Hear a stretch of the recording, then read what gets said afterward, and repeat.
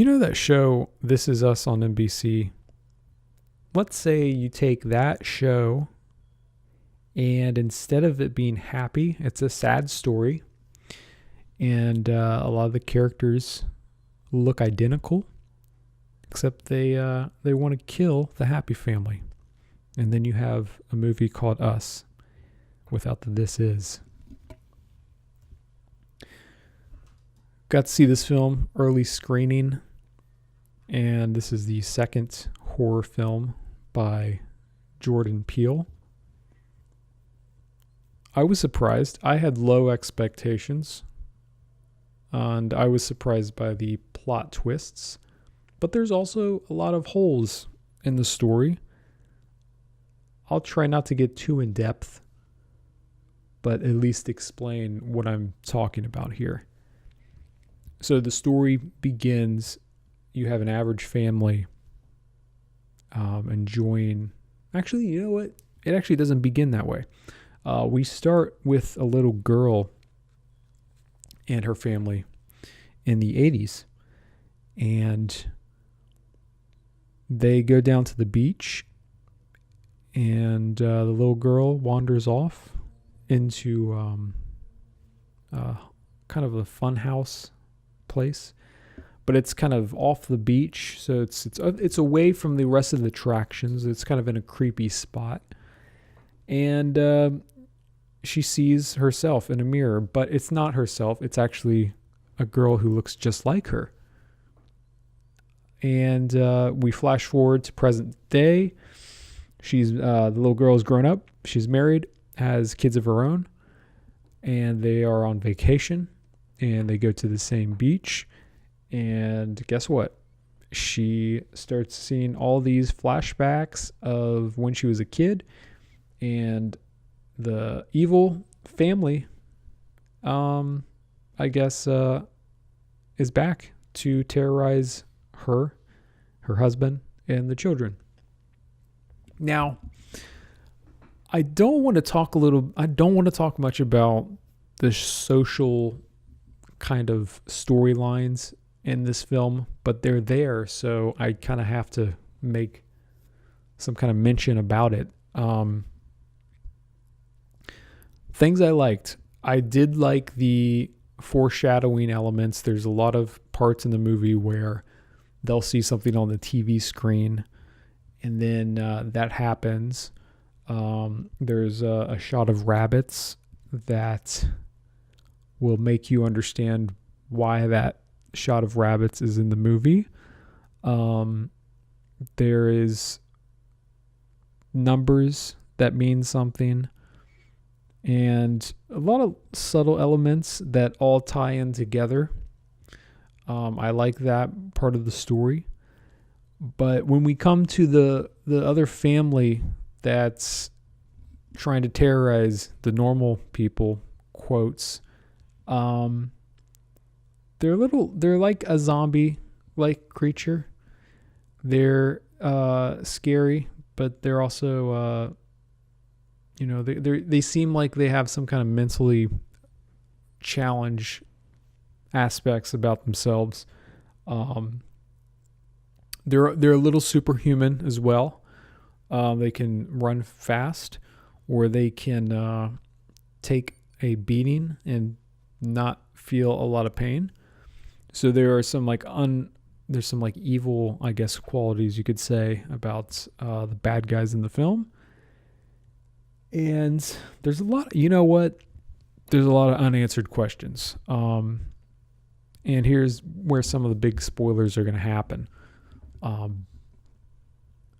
guess the movie is about these people who live underground in tunnels, in the subway tunnels. And the family that terrorizes our main characters lives under this carnival place. And I guess they've watched all the people up in the carnival live their life, and they've tried to mimic it. But they mimic it in a physical way, but they don't mimic it in a mental way. At least that's what I can figure. And we don't know if they're clones or if they're aliens or what they are. I think they might be clones because there's references to rabbits who have been cloned. And there's almost like a theme of like the Illuminati or some kind of secrets that's happening in the world, and they are these terrorist people are a part of it. But as the movie progresses forward and we get closer and closer to the end of the film, it seems as though they can't be stopped. The red jumpsuit people have kind of taken over the world. And, like most of these movies, it's almost unreal. It's almost like unbelievable how they were able to do all this stuff. There's a lot of clues, though, and a lot of scary moments. A lot of jump scares, things like that, which are fun. But, I mean, there's things that are a little confusing to me. I just watched this film, so maybe you need to see it more than once. I don't know. I'm not really eager to see it again. But I didn't understand this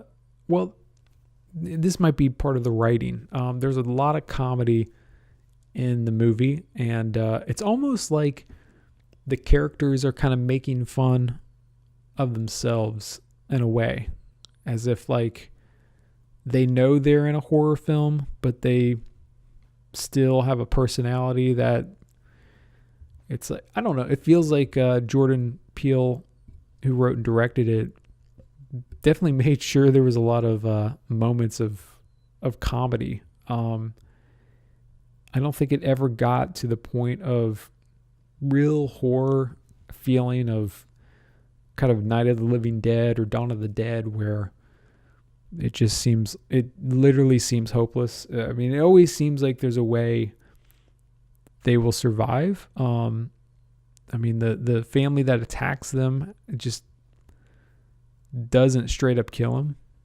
I mean, there's a lot of pause moments, a lot of creepy moments, which is, it's kind of fun to watch, but there's a moment in the film which, it needs explaining. They ask, so the crazy family breaks in the house, has them captive with scissors, and the normal family asks them, like, why are you doing this? Who are you? And the answer one of them gives is they are Americans. And I want to say that I'm an American, but I'm not a psycho. And that's a very confusing moment in the movie. It's one of those moments where you don't know whether to laugh or to be afraid. You could make the case that these people were living underground. They don't understand normal social behavior, so they think they are Americans. But it just doesn't make sense for them to say that, even if they believed it. I'm thinking this movie is about, we all have the capacity to do good and evil, and we can do evil, and it doesn't look like us. And on the reverse side, we can do good, and it doesn't look like us. There's a twist at the end, which makes the whole movie a lot more strange, but it doesn't really solve anything. Like, there's still a lot of questions. I think there's a lot of ideas in this movie, but it also seems like there's a lot of loose ends. It could have a sequel. Very strange. It was a fun movie to watch. To rate this movie out of 10, that's that's going to be hard. I'm going to give this this is the first time I watched it. This is just a straight up reaction. There's 7.2 out of 10. 7.2. I'm kind of, I don't like it when there's a lot of comedy in a scary movie.